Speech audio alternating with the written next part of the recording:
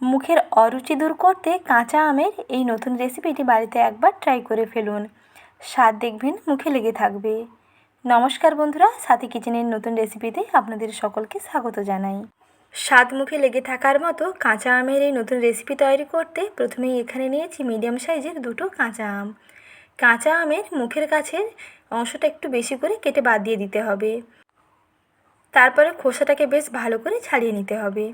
প্রথমে আমের মুখের কাছের অংশটা কেটে বাদ দিয়ে নিই, তারপরে খোসাটাকে ছাড়িয়ে নিই, তারপরে আমগুলোকে টুকরো টুকরো করে কেটে নিতে হবে। আমি A to Z টিপ সহ রেসিপিটি শেয়ার করছি, তাই ভিডিওটি কোথাও স্কিপ না করে শেষ পর্যন্ত দেখে নেওয়ার অনুরোধ থাকলো। আশা করি খুব ভালোভাবে বুঝতে পেরে যাবেন।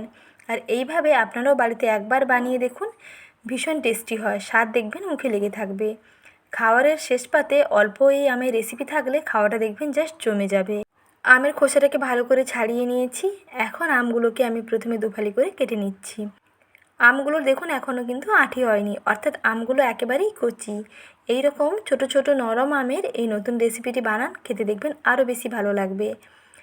এখন আমগুলোকে প্রথমে দুফালি করে কেটে বাদ দিয়ে বীজটাকে ফেলে দিয়ে তারপরে আমগুলোকে এইরকম ছোট ছোট কিউব শেপে কেটে নিচ্ছি।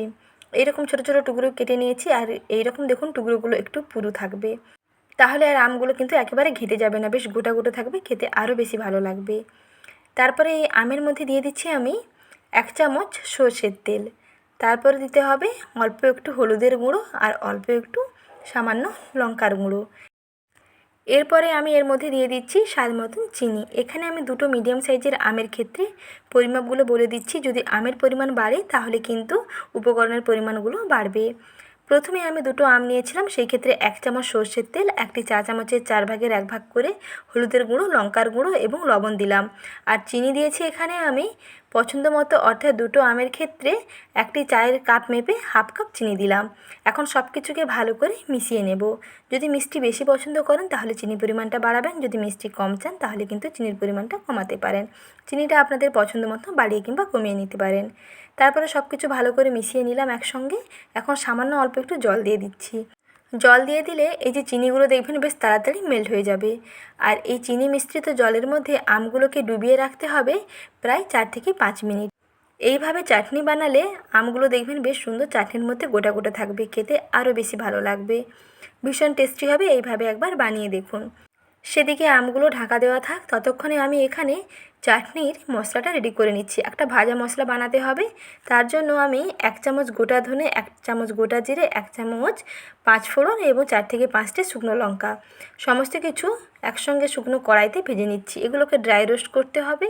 শুকনো কড়াইতে চুলার আঁচটা একেবারে মাঝারি থেকে কমের মধ্যে রেখে মিনিট 2-3 মতো একটু ভেজে নিলেই হবে।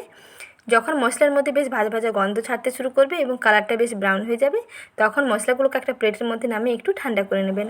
ঠান্ডা করে নিয়ে গুঁড়ো করবেন, তাহলে দেখবেন গুঁড়োটা বেশ ভালোভাবে তৈরি করে নেওয়া যাবে। এই ভাজা মশলার মধ্যে আপনারা 1 চামচ গোটা মৌরিও দিতে পারেন, তাতেও দেখবেন সেন্টটা বেটার আসবে। এখন মশলাগুলোকে গুঁড়ো করে নিয়েছি। এতটা মশলা লাগবে না, যতটা লাগবে ততটা দেবো। বাদবাকি মশলাটা কোনো আচার কিংবা কোনো চাটনি বানালে তার জন্য রেখে দেবো। মোটামুটি 5 মিনিট হয়ে গেছে। এখন দেখুন আমগুলো কত সুন্দর গোটা গোটা আছে। এখন এই আমগুলোকে চাটনি বানানোর প্রিপারেশনে চলে যাচ্ছি। তার জন্য একটি কড়াইকে গ্যাস ওভেনের মধ্যে বসিয়ে দিয়ে দিলাম একেবারে সামান্য অল্প একটু সাদা তেল। সাদা তেলের মধ্যে অল্প একটু আদাকে থেতো করে দিয়ে দিলাম। তারপর দিচ্ছি সামান্য অল্প একটু 5 ফোড়ন। 5 ফোড়ন ও আদাটাকে তেলের মধ্যে একটু ভেজে নিয়ে তারপরে চিনি মিশ্রিত এবং মশলা মিশ্রিত সেই টুকরো করে নেওয়া আমগুলোকে কড়াইতে তুলে দিতে হবে।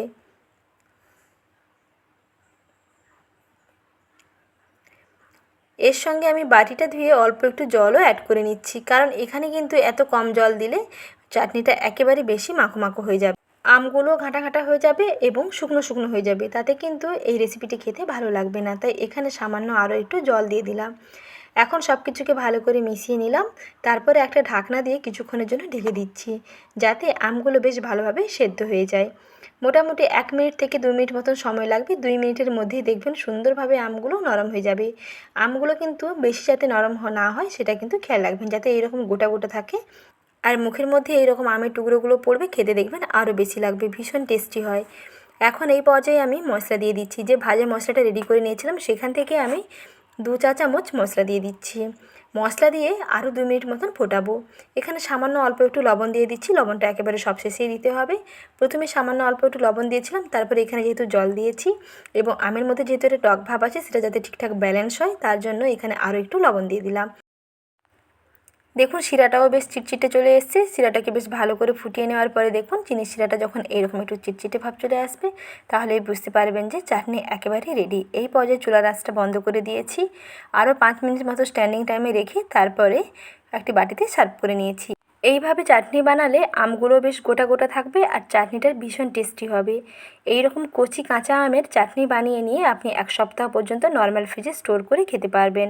স্বাদ দেখবেন ভুলতেই পারবেন না। মুখের অরুচি দূর করতে ঝটপট তৈরি করে ফেলুন। আর রেসিপিটি ভালো লাগলে লাইক, শেয়ার এবং সাবস্ক্রাইব করুন।